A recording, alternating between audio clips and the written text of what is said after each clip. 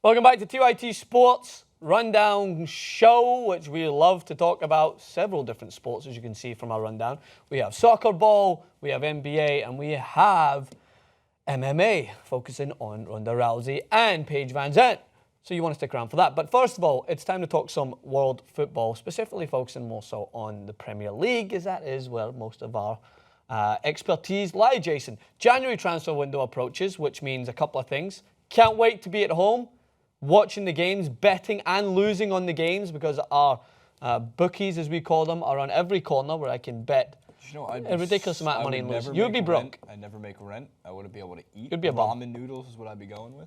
I don't even know if we do them. They're called pot noodles back then. Pot noodles, like yeah. $1, Do you have pot 99 noodles? cents. You'd be on pot noodle. You'd be on the pot noodle diet. I like pot.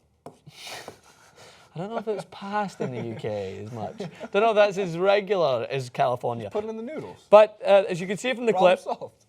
As you see from the clip, we need to focus on specifically some teams that need to strengthen in January. So January transfer window is often at times overlooked as a potential time to strengthen your team. I mean, one of the best transfers in the last decade in the Premier League happened in January transfer. Luis Suarez went to Liverpool. Pretty good. He turned out not bad. I wanted to mention that there's no way it could be any less boring than last year's transfer window when the greatest kept secret in the history of world football, Pep Guardiola, Manchester City. That was the transfer. That was the biggest transfer. That was the biggest of the window. I did make you a little graphic. I'm not Hit sure me. if this helps you. I didn't make a graphic. I took this from Sky Sports.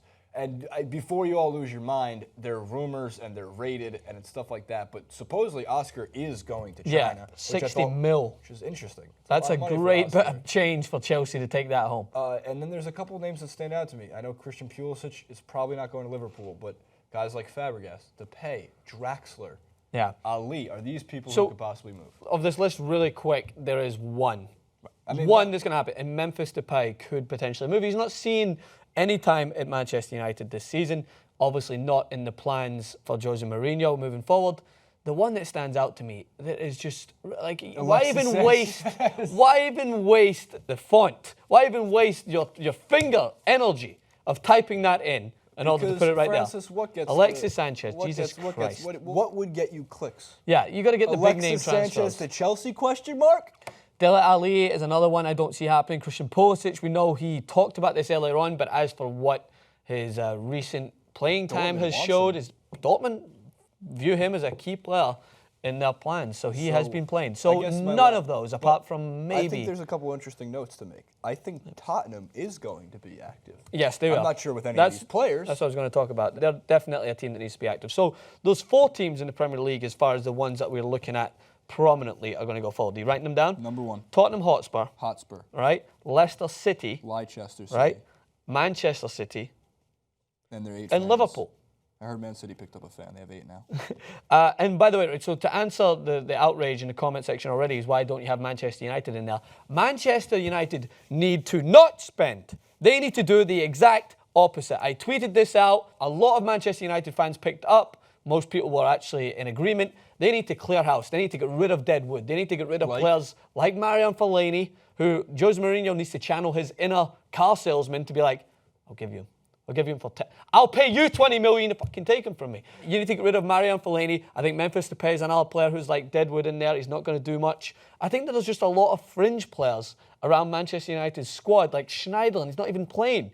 These guys, you can make a buck off them, send them off, and then start to really focus on the players you have in your squad depth. Manchester United far too often think that the quick fix is to bring in new players. They do not need new players.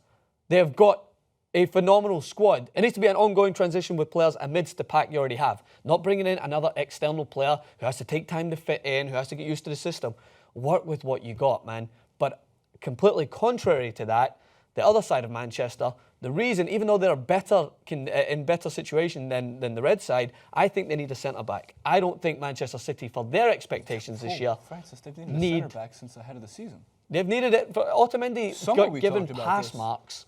But he's you talked about tactically why they need to purchase one for the reason of the fitness of their back four and the reasoning that for depth, squad depth. They brought in Stones, who a lot of people are going to discredit as a waste of money. I'm not going to say that yet. He is young. He doesn't have anyone alongside him to guide him. I think if he was like with a John Terry alongside him, that's a perfect partnership. John Terry, I would say, a couple of years ago, to guide him through this transition. He's playing alongside Kolarov, who's as slow as a week in the jail, as Otamendi, who is irrational as Sergio Ramos when he's had a Red Bull before a game, wandering all over the park.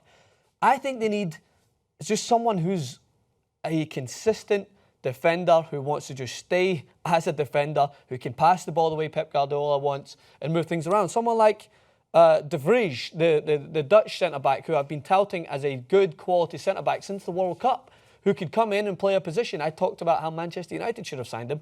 You go and get him cheap. He plays with Lazio, bring him in, and then he can play alongside the likes of Stones if Otamendi's not playing well.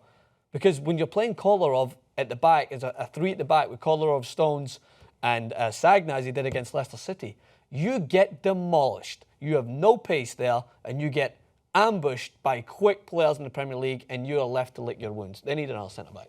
I have 2 notes written down based on your speech there. Man United is like my car. It's clean on the inside and beat the shit on the outside, but the auxiliary cable works, so it's passable. Yeah.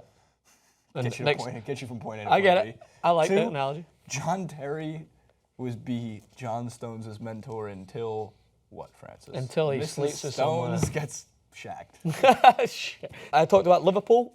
This is a clear one. Bring in a left back. Who's on the market, I guess? Here's a curveball. What teams are selling left backs and center backs? Teams that are... Are there like, it seems hard to find a... You need to raid lower level teams that are not competing as much so in Europe. That's why there's a lot of sources out there that are talking about Grimaldo, who plays with Benfica, who's a decent player. Benfica's still playing in the Champions League. Liverpool are not. Yeah, they're going to challenge for the Premier League, but is that going to be enough to lure someone back? Like, James Milner has become a makeshift left back, and he's done a stand-up job.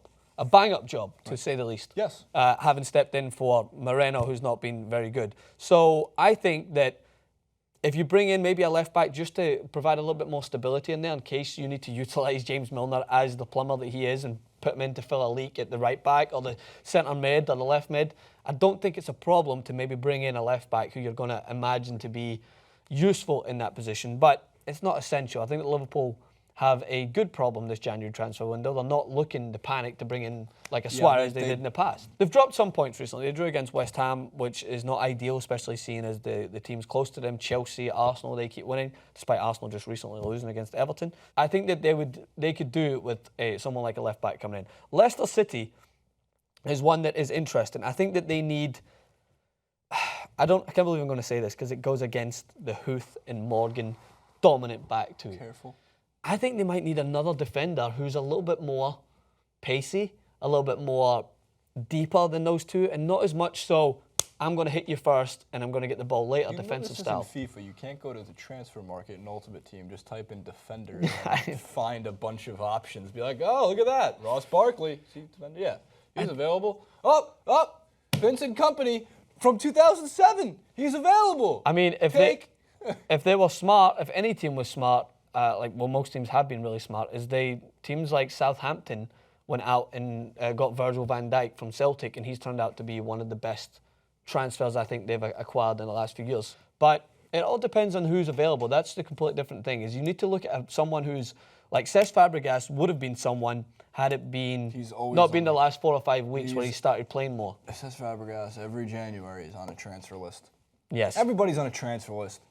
Lionel Messi to Real Madrid? No. Never. Not even in the upside down transfer list of the Stranger Things. The upside down Stranger Things. But I don't know if there's anyone. Maybe Bayern Munich might be sniffing around the transfer window. But I think the most dominant I can say straightforward is I think Manchester City need to bring in someone, a defender to stabilise some things in there. They might even be looking at a striker, seeing that Sergio Aguero doesn't play for the team doesn't anymore. Play. He's missed 7 games already in this season, so they might be sniffing when he comes around. Back, if he even sneezes towards a player, he's going to get carded. Yeah, and as he should. He needs to be put underneath the microscope. But yeah, and last one, I think that Everton, by the way, who had a recently good performance against Arsenal, I don't think Stecklenburg is the right goalkeeper for Everton. I think that he's been pretty dodgy. I think maybe you can get someone like a Fabianski.